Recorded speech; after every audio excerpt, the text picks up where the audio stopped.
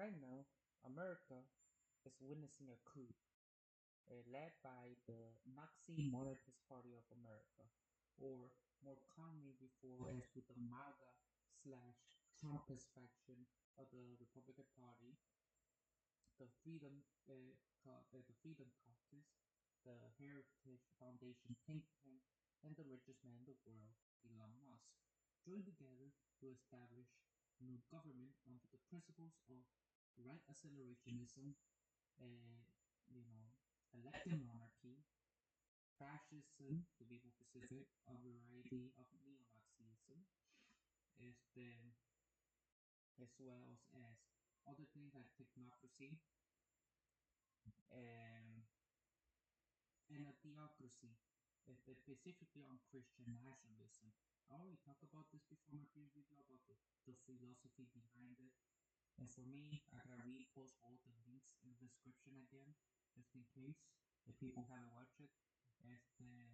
But the point is, we are see this, and the American people, for the most part, are doing nothing about it. In fact, the U.S. military 35% of the US military population has expressed open white nationalism slash separatism slash supremacy. 3% of the US military that they are part of terrorist organizations, usually a fascist slash monarchist slash neo-Nazi terrorist groups. The largest one being the Oath Keepers, around 3,000 members. It is a military slash police only membership, and then the Boogaloo Boys, or the Proud Boys as well. The police had their own gangs who racially target minorities to do quote unquote justice. Este, and that's getting bad. Hell, Michael Flynn, who was Lieutenant General, which is a three-star general, is the second highest rank in the military besides the four-star general himself, and obviously the people in the Department of Defense, like the Mike Pence, who is a blatant fascist, G.T. Vance, who is a Marine veteran and vice president, has openly expressed a promote a neo-Nazi book. Hitler, Trump has copies of Hitler's speeches, as which his own wife has said as such, etc. and etc. In America, there is no left-wing movement. People will point out, what about Bernie Sanders and Alexandria Ocasio-Cortez, especially Puerto Rican Alexandria Ocasio-Cortez, who is a member of the Democratic Socialist Party of America. Despite the name, it barely lacks any revolutionary sentiment. Yet they do not express true change of the revolution. At the moment, there is no true revolutionary sentiment among the working class. For the most part, they still maintain an electoralist, reformist, buy the books, vote for me sentiment. There is no real revolution. If you want a real revolution, it should be under the principles of anarchist communism and militant pacifism. We do not see that. The power of nonviolence is more effective than any violent movement. A study has shown that nonviolent tactics have twice the success rate as violent tactics. In fact, even during Nazi Germany, their own report has admitted that nonviolent resistance caused more damage than any violent resistance ever happened. For example, I already made a video before this about the Danish pacifists in Denmark successfully defeated the Nazis using the power of pacifism, and thanks to them, virtually no Jews were exterminated under the Denmark resistance.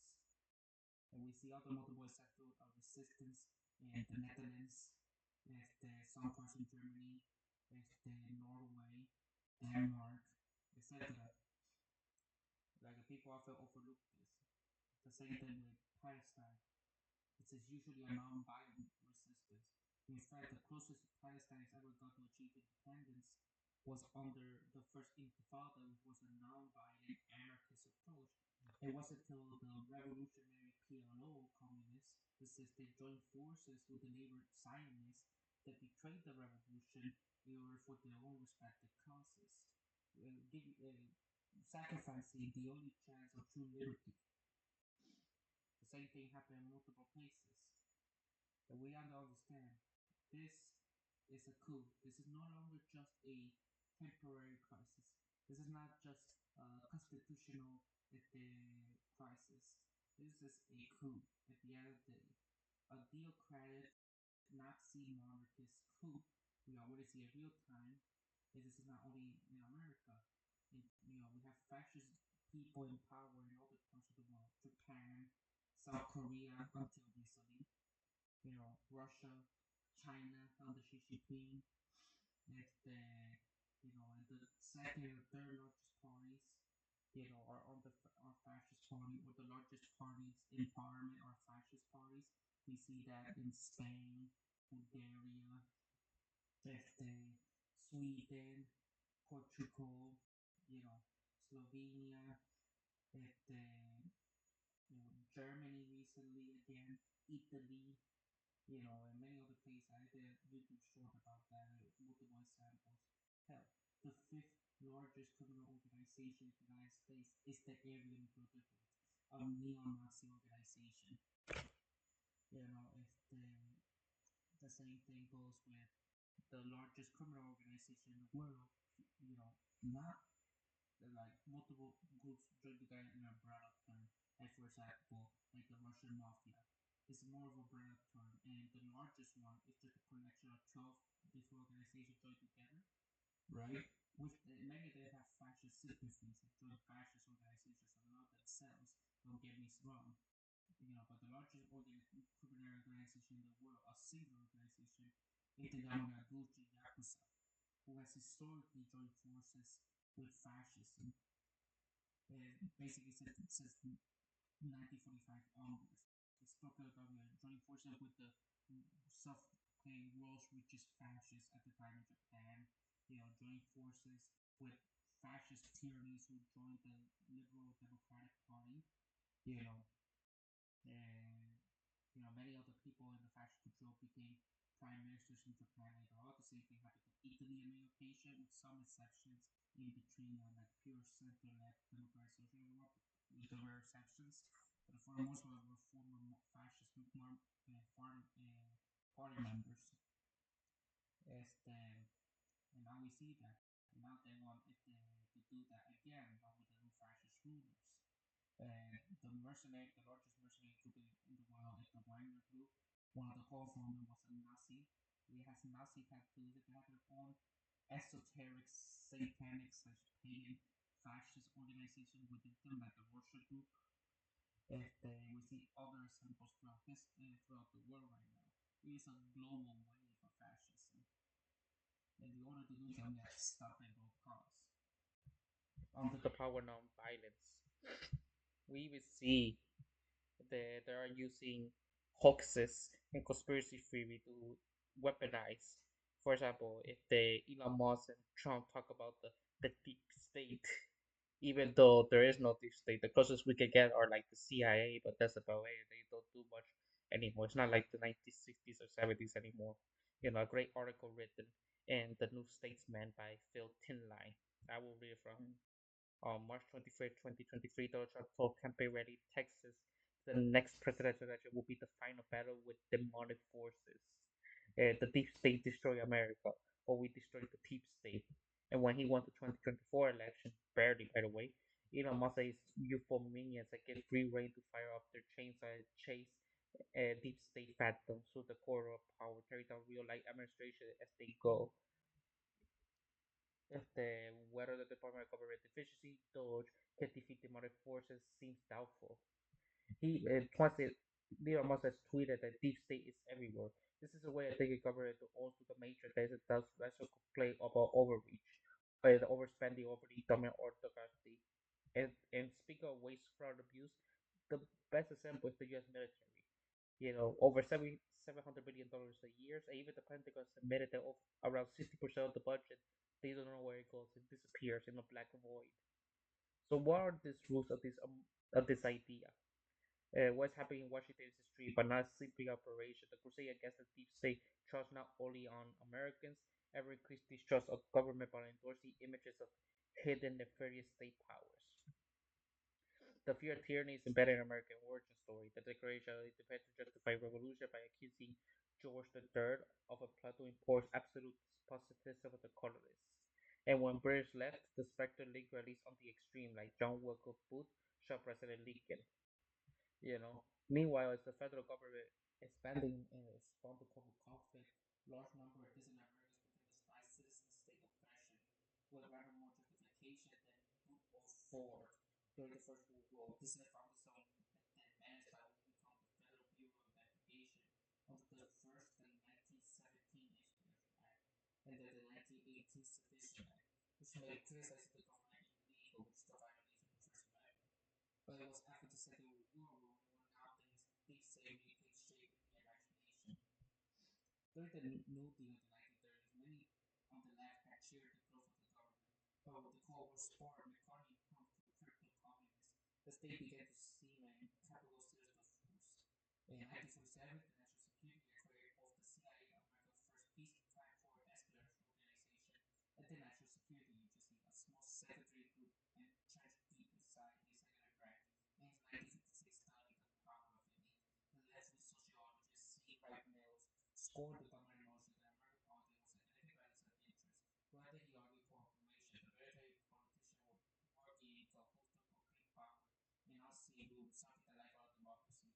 At the same time, elements of the right that had once seen tyranny in the New Deal now casted them racially integrated schools as mercenary advances on liberal dictatorship and the 1962 The Invisible Government. A far-right Photoshop quote Ansel, who wrote ominously of the terrifying power of the Council of Foreign Relations and its quote-unquote amazing web of allied bodies and supported corporations. The book went to become one of the canonical texts of the John Birch Society, the most visible of the radical right group that spread out in the post-war America, which perhaps 100,000 members. Its paranoia went well beyond simple anti-communism. Its founder preacher that the U.S. and Soviet government are portrayed by the same fertile conspiratorial cabal. Previously, the term the invisible government was used by progressives to call out corporate influence over politics, but Small purported to denounce a conspiracy of globalist schemes trying to absorb the U.S. into a one-world socialist system. Smoot and Mill, who were once classmates in Texas, are suspicious of the power of the centralized state, but where Moore's work was a conspiracist, Mills relied on scholarly research. These threats he was attacking a mindset rather than a thought. For the moment, this was more mainstream critique of overly centralized power. Mill's ideas influenced President Eisenhower's speechwriter, a political scientist called Malcolm Lutz, so helped to shape like warnings about the power of the military-industrial complex. This too was a recent analysis according to the defense industry causal relationship with the Pentagon. And for the moment, the majority of Americans still firmly trust government. Only in 1964 suggested elected authority the government was wrong for the benefit of a few big interests. But within 4 years, the figure had increased 40%, and 2 years later to 50%. As Phil Bishop put it in the study of polarization and the big sword, people claim to believe the government was wrong by the few. One reason was surely the Thomas quickly said that he was being misled about what's happening in Vietnam. And by 1967, this distrust was fusing with the other great trauma of the day, the assassination of President Kennedy. Long ago, mystery has always seemed too convenient. The invisible elite was showing up so vulnerable. Some element within the elite itself must have been behind it. Kennedy, the fury learned, had been killed because he wanted to stop the war. And so, as with the invisible government, the label military industrial complex was still away from the recent critique they originally denoted. It was usually said to signify an all-powerful invisible evil group somewhere above the government, capable of killing even the commander-in-chief if it's not out of line. Quite how competitive this imagery can be is illuminated by the story of a hoax, which appeared exactly this movement. Organizing the show was to get the settlers keen to set up the administrative Dolce, especially a group of writers associated with a magazine called Monocle, a hyper-sophisticated New York quarterly that helped to pioneer the satire Coup a few years earlier. To set up America's ambition to better expecting, the Monocle team, led by editor Victor Nowaski, hired a writer called Leonard Lewin, who concocted what purported to be leaked top-secret government research paper. He will warn the government that if permanent global peace broke out, he will wreck the American economy and even society as a whole. This was published in 1967 as a thought it were genuine. After a report from Iron Mountain, the hoax revealed the real reason the state was perpetrating the war, to allow it to keep control over the population. The right Washington will have to find horrific alternative way to maintain its grip. Without military discipline controlling young men, there will need to be blockades and sophisticated forms of slavery. Without war to control the population, the government might need to turn eugenics, and without the fear of nuclear armageddon, conformity will have to be enforced for another terrifying threat to has gross pollution of the environment. Although as things stood, this was not yet severe enough to be Canada. The report was convincing enough to cause a sensation. The New York Times broke the story on its front page. It soon appeared on the paper's bestseller list. One newspaper called it the hostess shook the White House. The report's creator kept quiet. This was exactly the impact they dreamed of. If such a document was just possibly triggered, people asked why didn't say about how the state power is being misused. Lewin did not publicly admit that he was the real author of the report until within 1972. The settlers picked their moment well.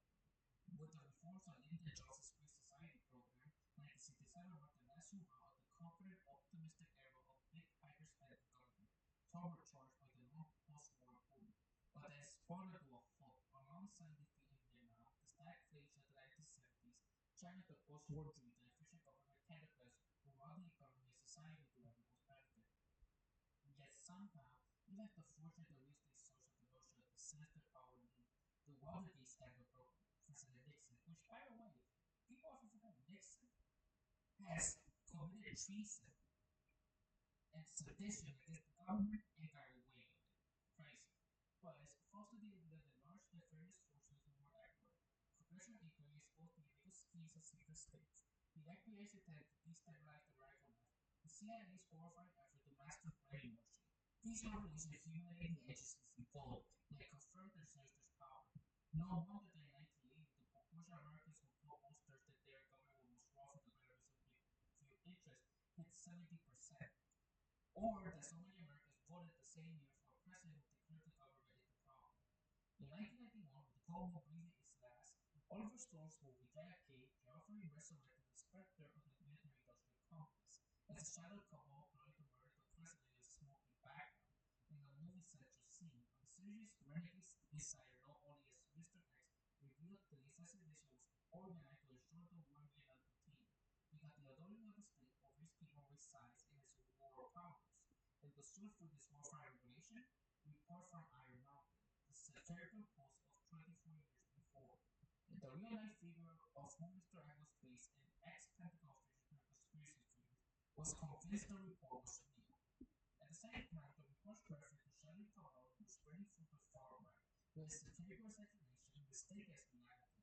In 1990, it transpired that an extreme right press had republished the report on the basis that it was a real government document and therefore not subject to copyright. Leonard Louis was horrified and successfully sued to stop it. By 1995, it emerged and it became a Bible of the emerging militia movement, from whom it revealed the sinister infidelity of the Clinton administration. The publisher of the Kansas newspaper called Patriot Report told the New York Times to show there is a conspiracy against the citizen.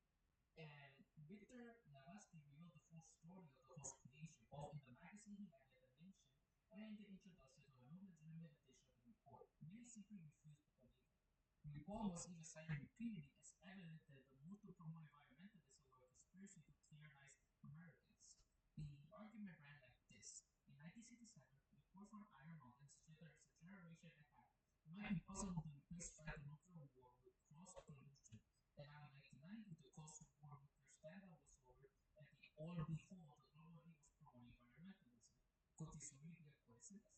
With the help of the feature-length documentary put together in 1993 by Iron Iron Mountain 2 Proof Theory, this theory founded on a hoax will continue to circulate for decades. One reason such imaginings are so tenuous, of course, is that they have some basis in reality.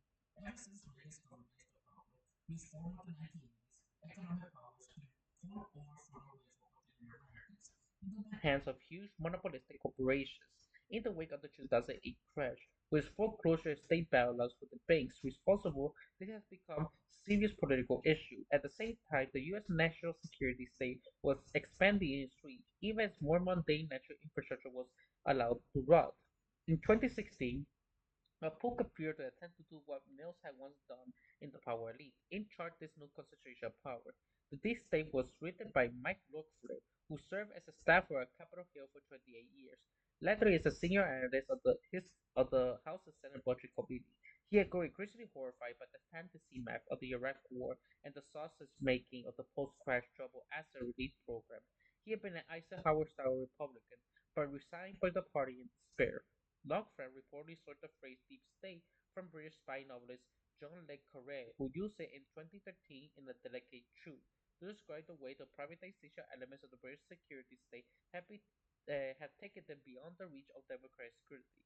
The term had earlier roots in Turkey, where it had been used to describe the military influence over democratically elected governments, but Longford expanded the scope beyond the defense industry and the government to encompass financial institutions and Silicon Valley.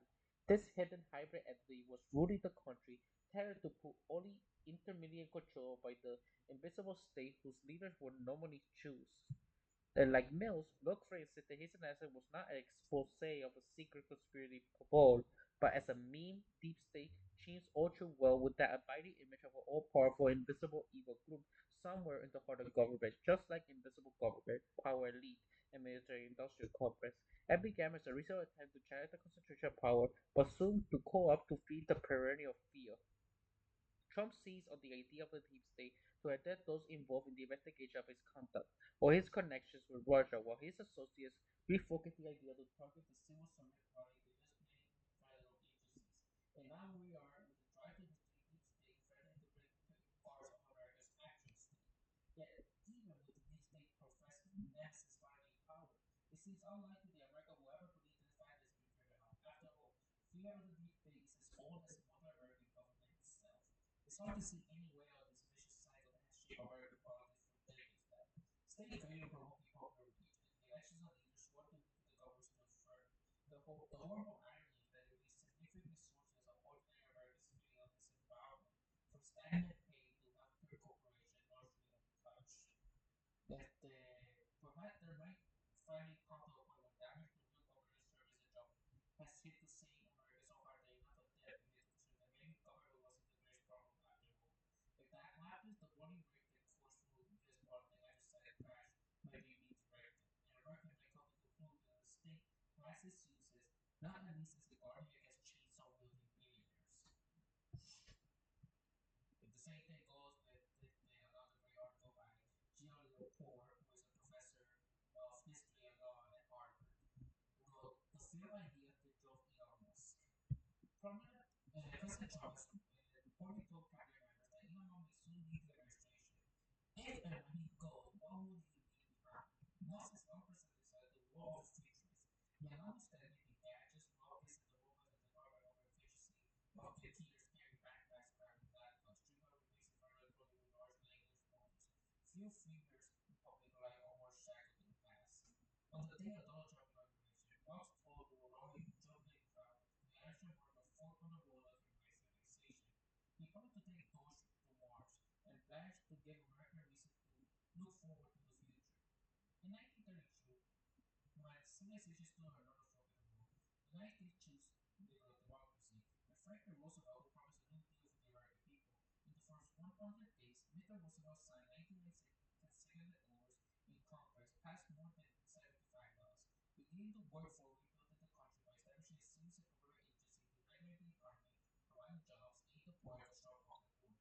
And coincidentally, Franklin Roosevelt, under his first presidency, that was a fascist coup attempt, the business class, which was exposed by Mormon, who became anti-war pacifist activist and a socialist at the end of his life. Mr. Moss is attempting to go back and forth to choose between different paths. Much of what is sought to dismantle, from anti-corruption programs to national parks, have their origins in the Green New Deal. Mr. Rockefeller work programs and mission provide 8.5 million Americans with jobs. Musk's measure is achieved by the number of jobs he has eliminated. 4 years ago, Jill and the series on ABC, which located the origins of Mr. Musk's strange sense of destiny in science fiction. Some of it a century old. This year, revising the series, it was again to do what Mr. proposes to do it by how many disagreements about politics, government, economic resemble those championed by his grandfather, Joshua Hunter, a cowboy choreographer, conspiracy theorist, amateur aviator, also known as Van Hamilton, a member of the Nazi Party, as well, and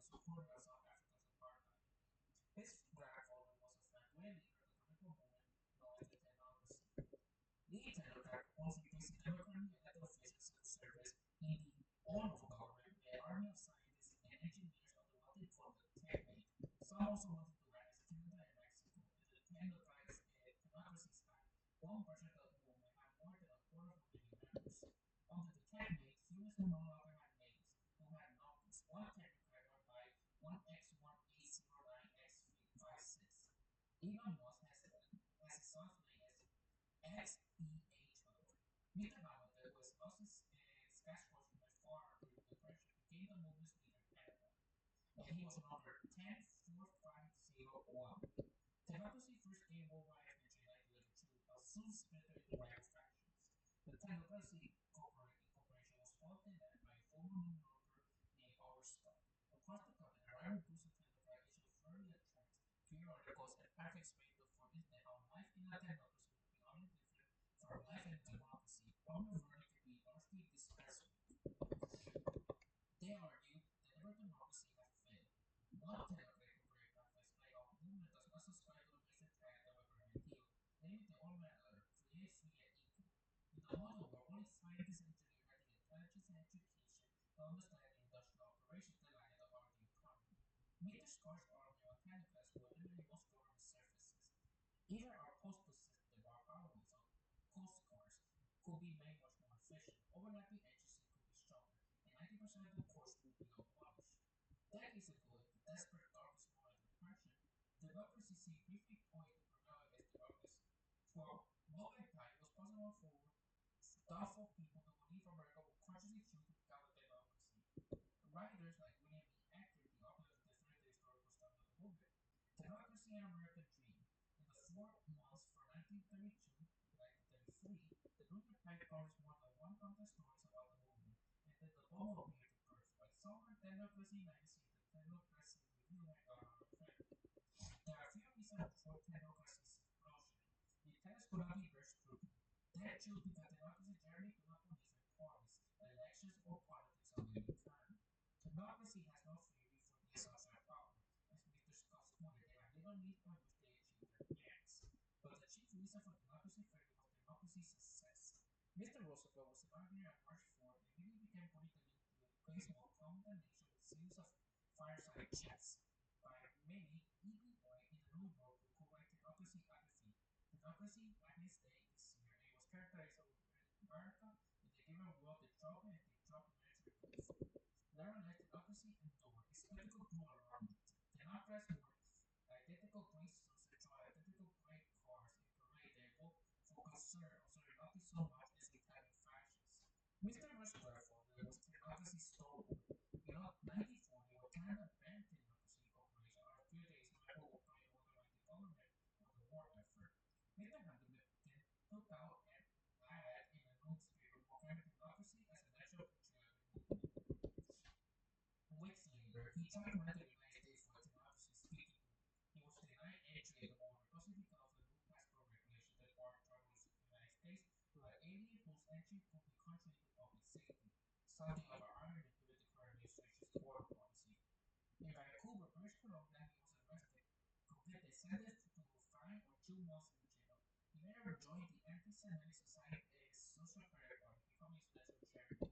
He retired from politics in 1949, so he began thinking about moving to South Africa, which in 1948 adopted the policy of apartheid. In 1950, he moved to Pretoria, where he wrote and distributed typewriter conspiratorial tracts. Most of that disappeared, but in 2023, he discovered several university and private collections. In 1960, for instance, he wrote a pamphlet for the International Conspiracy to establish a world dictatorship and surrender to South Africa, in response to the unrest after the Sharpeville massacre. During those protests, Nelson Mandela was among the 11,000 people arrested in jail. Mr. Hamilton suggested the idea of uprising has been staged.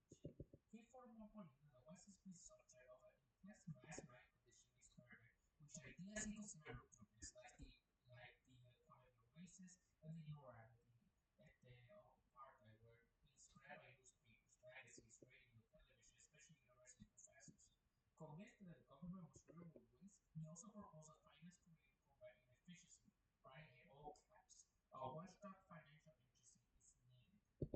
That Elon Musk has come to hold so many of the same beliefs about social engineering and economic planning as his grandfather is a testament to his profound lack of political imagination, to the tenacity of democracy, and the hubris of Silicon Valley.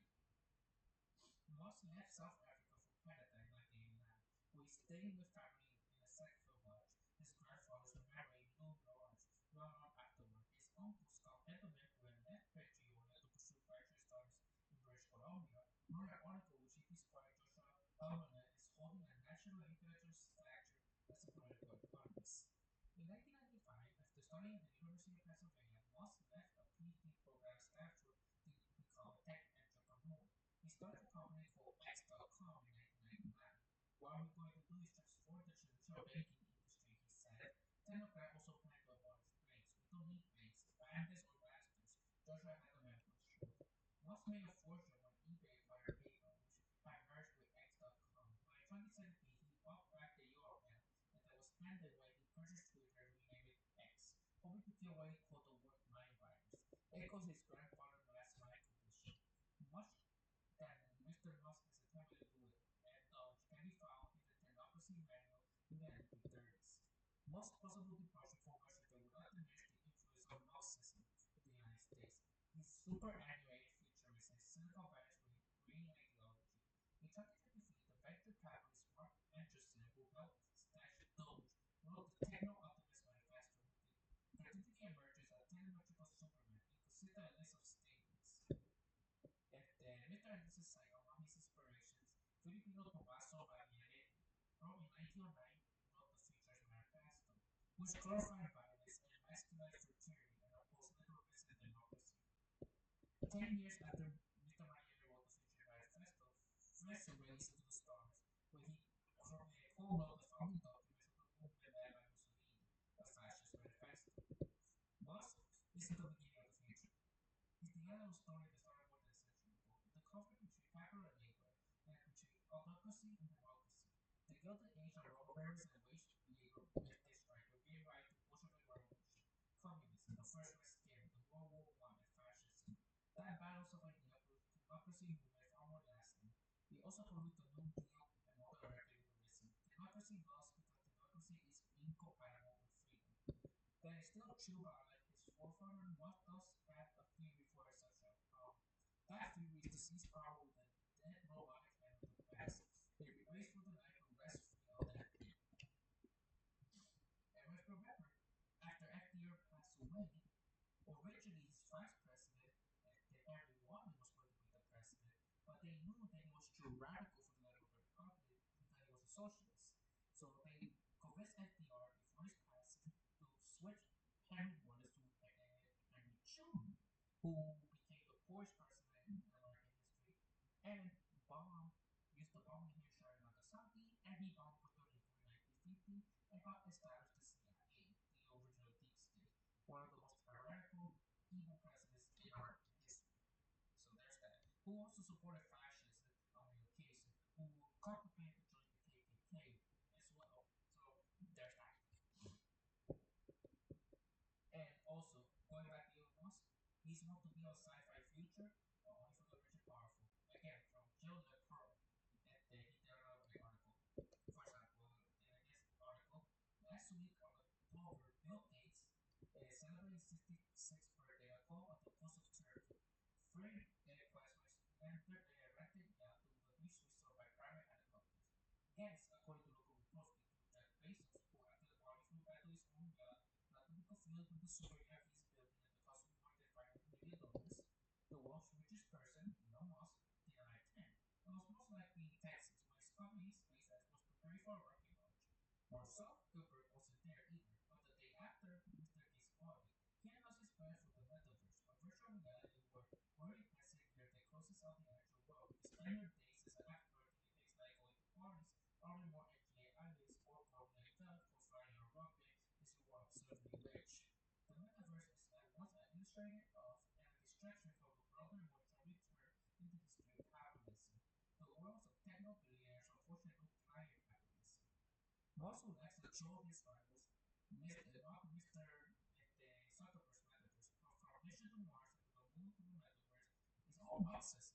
Extremely extraterrestrial capitalism, with stock prices of driven earnings that by fantasy from science fiction. The metaverse was the term first coined in 1992 science fiction novel by Neil Stephenson, but the idea is much older. There's a version of it, the holodeck, in Star Trek franchise, which Bezos was obsessed with as a kid. Last month, he set Ian Shatner, the actor who played Captain Kirk in the original series, into space billionaires, having read stories of low buildings as boys and now rich enough as men to build a world the rest of us are trapped in. Weirdly, Moss and a shadowy form of capitalism inspired by stories dating like capitalism. At Amazon's doing, Mr. Bezos tried to make a teen adaptation of the culture space opera series by Scottish writer Ian Banks, a huge personal favorite. Zuckerberg put a volume in the list of cool things everyone should read.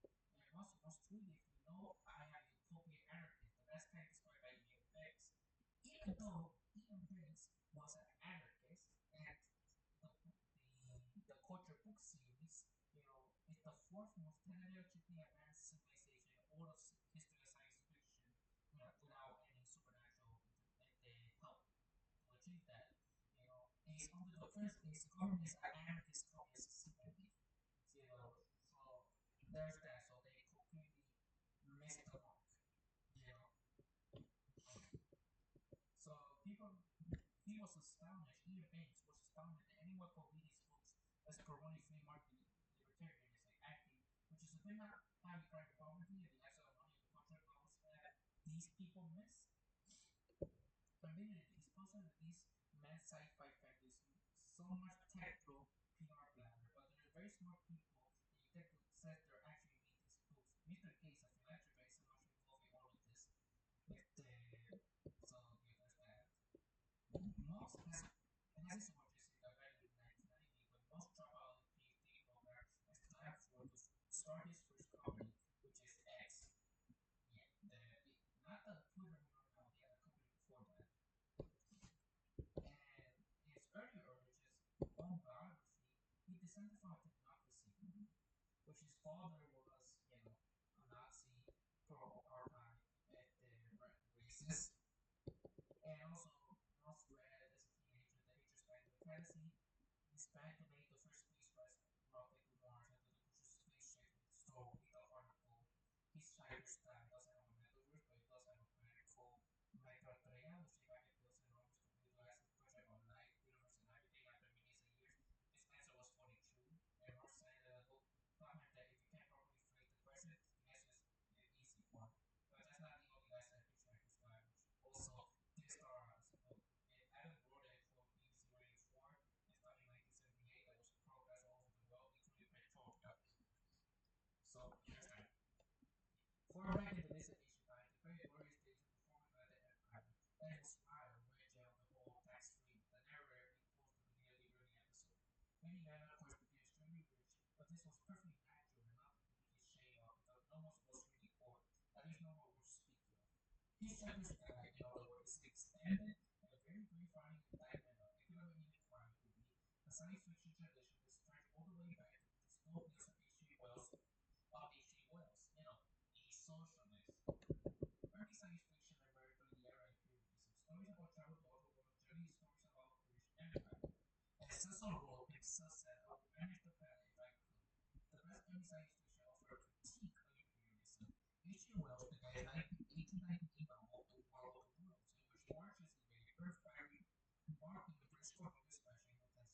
Right into the Tasmanians inspired their human land after returning swept by a system of war of extermination waged by European immigrants in the space of 15 years.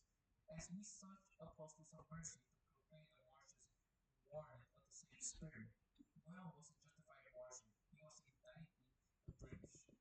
Douglas Allen was to South Africa what H.G. Wells was to British Empire.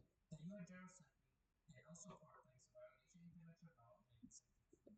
2 years later, police officers opened fire on thousands of black school children during a protest in Soweto. The atrocity is extensively reported on the BBC. Adam wrote A Hitchhiker's Guide back in 1977. It takes particular aim with the mega-rich, with their privately owned rockets establishing colonies on the past. For these extremely rich merchants, life eventually become rather dull. They see that none of the wealth they set out was entirely satisfactory. Narrator says, if the timing wasn't quite right, the latter part of the afternoon of the day was half an hour too long, but the scene was just the right shade of blue. Thus, they will create the condition with a staggering move from an industry, custom-made luxury patio building. This would have been to basically what Mr. Bezos to the planet they could, and always having people each other's guide on a Hermes ideal typewriter. He decorated the typewriter with a sticker it says, "and apartheid." How had these men so heavily misread these books? One clue lies in the science fiction they seem mostly to ignore. New wave, Afrofuturism, feminism, and post-colonialism fiction, the work of the writers like Margaret Atwood, Glenda San, Octavia Butler, and Ted Chiang. Ursula K. Le once wrote essay of riff of an essay by Virginia Woolf about the subject of all novel is the utterly humble flawed human being, called her Mr. Brown, Mrs. Browns.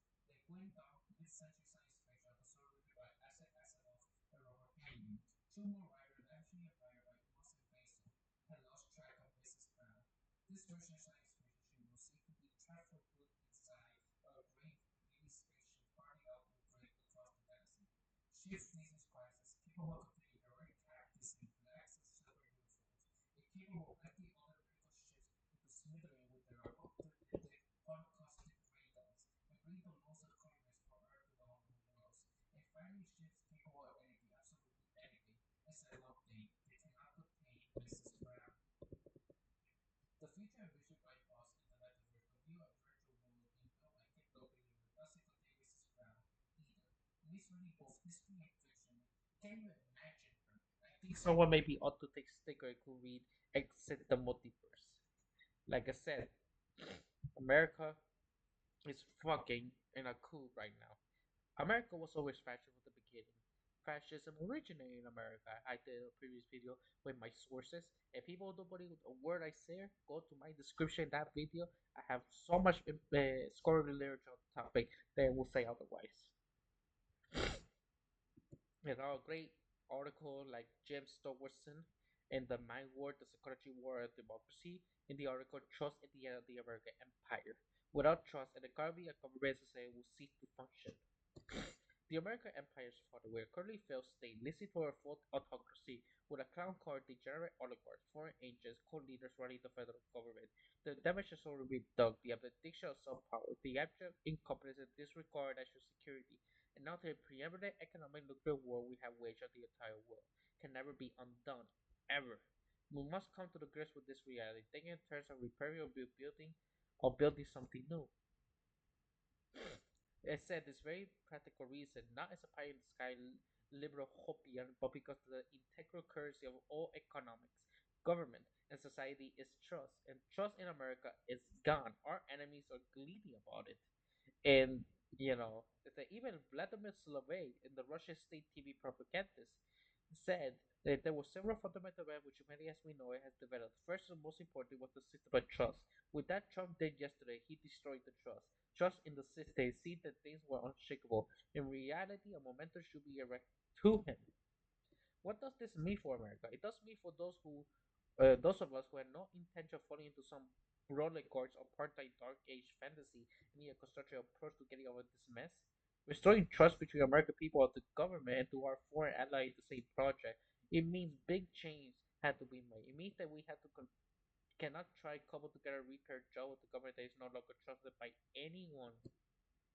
But it's not just government, it's corporate media that we provide cover for liars and comment for far too long.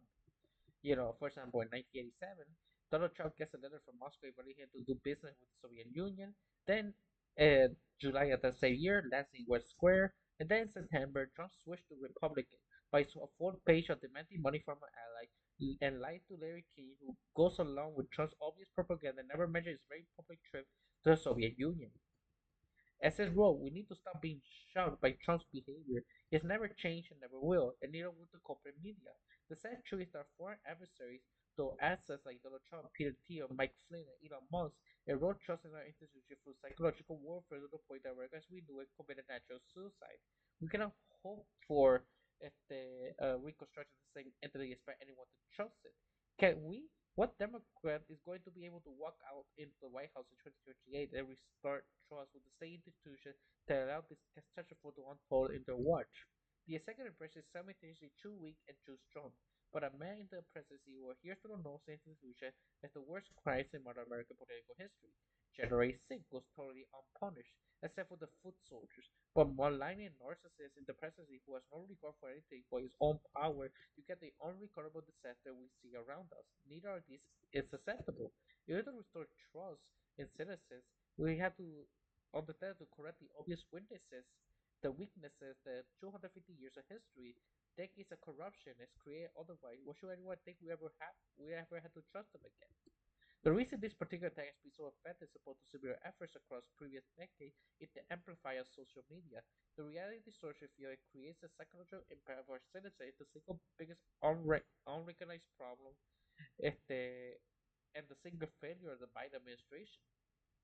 We refuse to recognize the deep, wide-scale injury that has been done to American civilians by repeatedly lying to them in ways destined to traumatize them.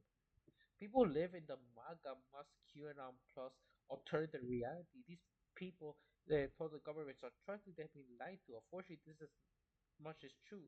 The intelligence apparatus, law enforcement, judicial system were corrupt already to include Merrick Garland and Christopher Wray at the Pentagon. But the corruption is now taking hold completely. Now the vice president, director of the CIA, and the secretary of defense are complaining about helping Europe while they share the operational classified info over a commercial with a reporter listening in. Now the FBI director is a Kremlin stooge who sued people for calling him a child. And now Nazi whisperer Laura Loomer is making fiery decisions about the director of the National Security Agency. Civil legislative rights have for the people who are professional liars doing the bidding of our foreign adversaries. It's not like a bicameral deliberate body. It's a propaganda operation. It's an approval rating of lies for a reason. It doesn't work. It does not mention the anachronistic leftovers the Senate appropriated against Wyoming and California to say among senators, or the electoral college, which provide nothing more than a surface of attack. The big problem is Scottish, which is trying to need to be erased and started over. 6 or 9 justices are Leonard Leo Catholic integralists, meaning they do not believe in separation of church and state. They do not believe in equal rights. They do not believe in multicultural democracy. They force women to die outside a clinic. They legalize bump stocks before elections. They made the president a king, and all because Donald Trump cheated his way into the presidency. He helped from his dear old friends. As the United States threatened our neighborhood with annexation, reigns economic terror of the world, and abandons our allies to our enemies, what is there to trust anymore? There's nothing. To restore order and confidence in America, we must trust again. To do what requires making change, big ones. It requires being trustworthy. We need a reorganization plan. We need to stop Project 2025, just as our enemies were to shadow the way we built over 2.5 centuries. We need to design and build something much better in this place. We must have no shame about it. FDR was a unique man who seized the full power of the presidency and built trust in America again. He worked within the boundaries of the Constitution, but managed to create a new system that lasted for 85 years, while defeating the most dangerous threat the world has ever seen. Unfortunately, this time the threat of this is the White House, and our FDR is going to have to come from the outside because people who seize power will never give it up voluntarily. In order to marshal the forces, there must be animated overthrow this untrustworthy regime. You know, it becomes ridiculous. It becomes downright crazy when you really think about it. Like what's going on in America right now is something that for your average, liberal American, it is unheard of. It's like it is something that we never see before. It is ludicrous. It's almost nightmarish. That's all I had to say. Again, I gotta put a description as much show you as possible because this is fucking nightmare for somebody who consider themselves American. I'm Boricua. I'm an indigenous Taino motherfucker.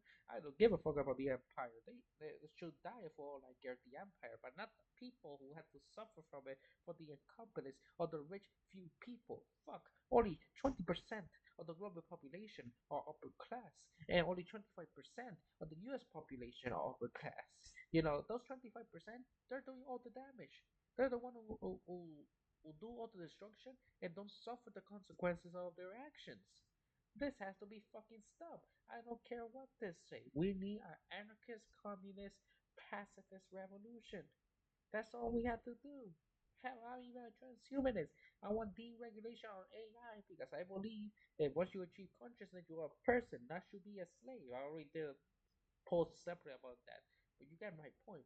This has to stop because April 20, which is like, if the 6 days away next week, literally, whether or not he's going to activate the Insurrection Act, that may cause a civil war in the United States. I hope not.